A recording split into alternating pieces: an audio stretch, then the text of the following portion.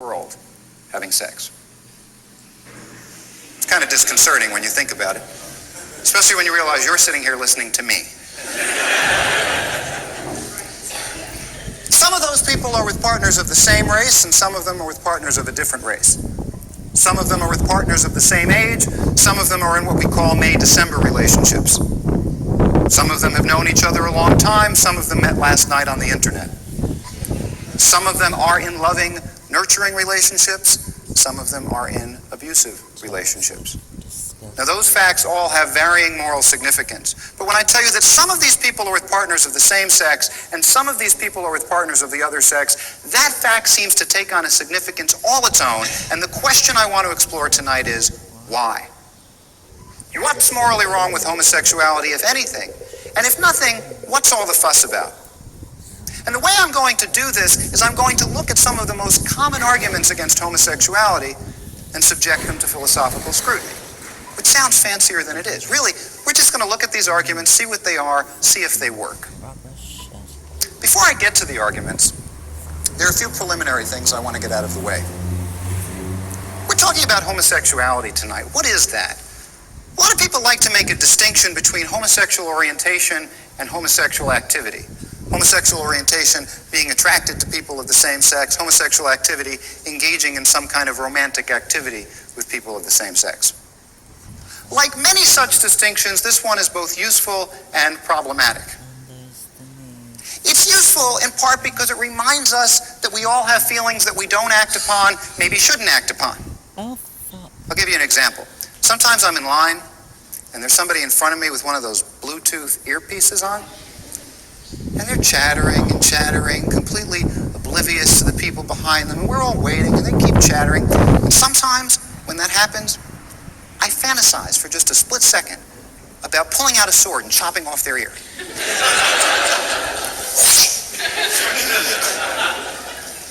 I don't act on that feeling. Don't act on that feeling. You may have had similar feelings, but we all have feelings we don't act upon, and that's part of being a grown-up. That's part of being a human being. You have self-restraint. Just because you have a feeling doesn't mean you ought to act on it, and this distinction reminds us of that. It's a problematic distinction because it oversimplifies. For one thing, it draws a very sharp contrast between feelings and activities when the contrast between those things is not always so sharp. Sometimes they're intimately connected. Sometimes who we are and what we do are profoundly connected, and this distinction maybe makes us forget that a little bit.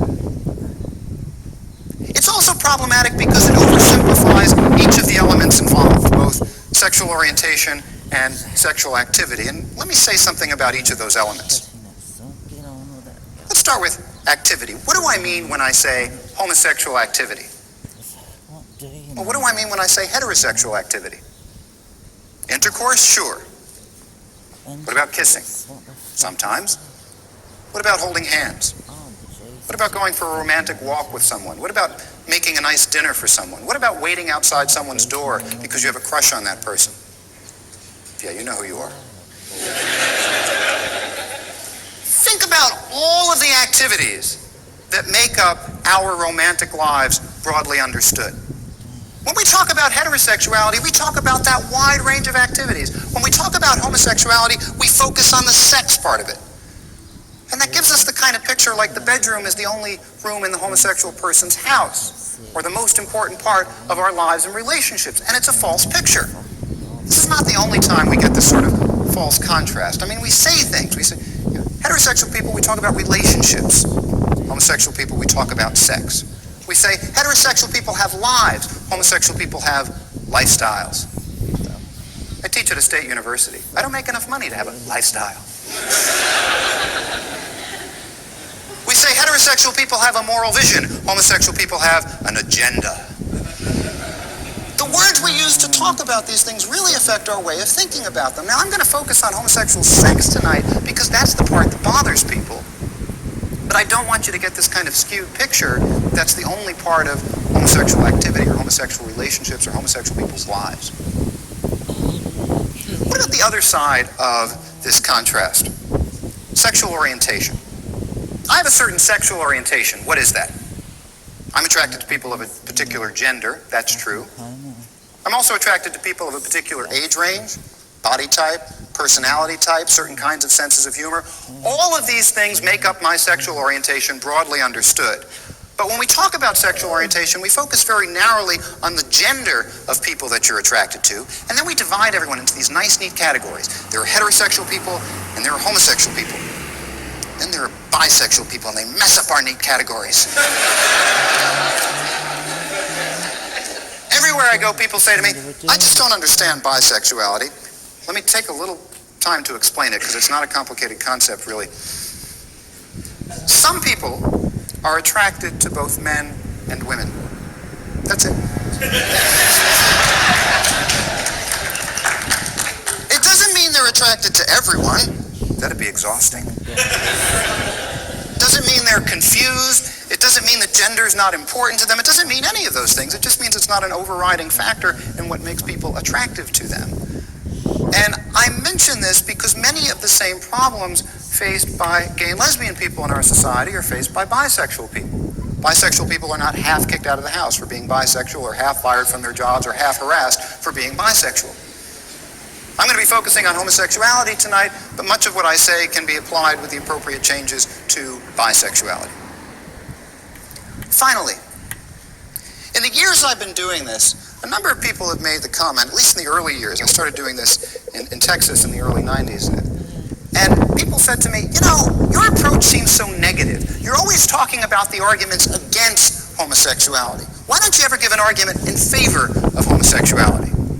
I said, you know, it's a good idea. So I want to start with a kind of preliminary argument in favor of homosexuality. Preliminary argument. There's a lot more to be said. But in a way, the preliminary argument is quite simple. Homosexual relationships make some people happy. When I say it makes people happy, I don't just mean that they're pleasurable, although that's part of it. But there's more to it than that. A homosexual relationship, like a heterosexual relationship, can be an important avenue of meaning and long-term fulfillment in people's lives. This is the kind of thing that we celebrate when we talk about heterosexuality. We celebrate it everywhere from great literature to romance novels to trashy shows on MTV. You know these shows? You can feel your brain cells dying as you watch some of these shows. You know the ones. But they have this point in common about finding a special someone, connecting with that person, expressing your feelings for that person in a way for which mere words would be inadequate. This is a wonderful, beautiful part of the human experience. If we're going to deny this to a whole group of people saying, you can't have that, that's wrong, we'd better have a darn good reason. So let's look at what some of those reasons might be.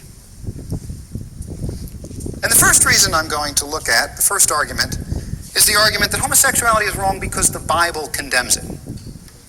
Now, when I say the Bible, I could be talking about a lot of different things. There are many different scriptural texts that different groups of people recognize as authoritative. Even if we focus on the so-called Judeo-Christian tradition, which is actually a melding of different traditions, there are arguments about which books should be included, which translations are authoritative, and so on. We could go through all of that. Let's put that aside. Suppose you know what I'm talking about when I talk about the Bible. And when we look to that Judeo-Christian Bible, we find some things that actually sound pretty negative with respect to same-sex relationships. The book of Leviticus says, man shall not lie with man as with woman. It is an abomination unto God. Of course, the book of Leviticus calls a number of other things abominations that we don't tend to pay attention to quite as often.